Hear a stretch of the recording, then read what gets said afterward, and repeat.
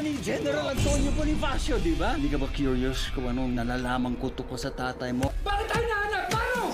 Sinabihan ni Tomas si Miguel na walang masyadong bantay sa Villa, pero kailangan pa din nilang mag-ingat, lalo't may mga CCTV, na agad namang sinabihan ni Miguel na hindi niya kailangang mag-alala dahil nakita niyang walang bantay sa southern exit ng Villa, kaya kailangan lang nilang mag-relax. Habang napagtanto nila Andres na hindi totoong magkaaway sila Lawrence at Marita, kaya walang masyadong security sa lugar na yun, kaya kailangan na nilang kunin si Timur, lalo't nalaman niyang hindi pupunta si Timur sa lunch kinabukasan.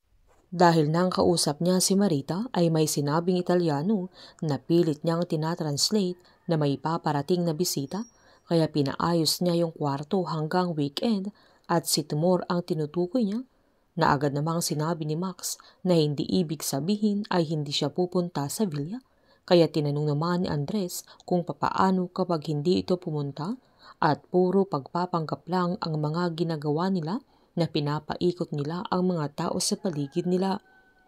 Bago umalis si Timur ay sinigurado ni Marita na maitatransfer na lahat sa bank account niya mula kay Timur ang mga bayad niya sa kanya, kaya masaya ito nang ginamit ng Timur yung fingerprints niya para automatic nang maitransfer yung pera sa kanila. Sinabihan ni Max si JB na siya ang magdidesisyon kung anong gagawin nila, lalo't siya ang second commander sa grupo. Nang saktong papalabas na sila Timur, kaya nakita nilang dadalawa lang yung security na kasama niya, na agad namang sinabihan ni Andres na kaya nilang dukutin si Timur at agad namang pumayag si JB. Inabangan nila sa may labasan kung saan hinarang ni Max yung kotse at nagpanggap na nahihirapang huminga, kaya hininto ng driver yung sasakyan at agad namang inutusan ni Timur na i-check niya kung ano ang nangyayari, na agad namang sinugod ni Andres at sunod na lumabas yung isang security na agad ding sinugod ni JB, kaya agad-agad namang nilabas ni Max yung baril niya. Sabay bukas sa pintuan ng sasakyan kung saan nakaupo si Timur na walang kamalay-malay ang dalaga na may baril ito, na agad siyang binaril kaya natamaan ito sa tiyan, kaya napasigaw si JB. Agad umiwas si Max nang pagbabarilin na naman siya ni Timur, kaya agad namang sinugod ni Andres na nagtangka pa itong tumakas pero nakuha din nila. Agad naman silang sumakay sa kotse at dali-dali na silang umalis sa lugar. Agad tinawag ni Marita kay Lawrence na may mga dumukot kay Timur, kaya agad niyang tinimbrehan yung mga tauhan niya sa Villa na kailangan nilang maging alerto, kaya pinalabas ng mga securities ang lahat at sabay-sabay silang kinapkapan. Sinabihan ni Miguel si Andres na mag-relax lang ito at huwag itong magpapahalata.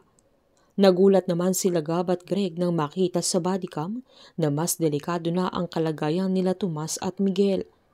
Nang kapkapan uli si Miguel ay napansin nila yung camera na nakakabit sa ballpen na nasa bulsa niya. Sakto namang tumawag si JB kung saan hiniling niyang bigyan sila ni Greg ng instruction dahil kasama na nila si Timur, na nagulat naman si Greg lalo't wala sa plano ang mga pinaggagawa nila, na agad namang pinaliwanag ni JB na nagkaroon sila ng pagkakataon para makuha si Timur at gamit nila yung sasakyan niya, kaya kailangan nila ng bagong sasakyan dahil alam niyang matitrace nila ito.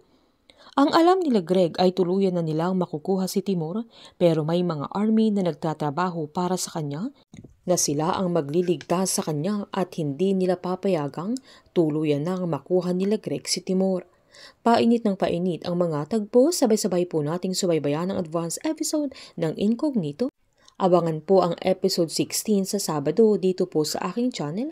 Patuloy lamang po manood at mag-subscribe para ma-update po kayo sa mga susunod na episode. Marami pong salamat.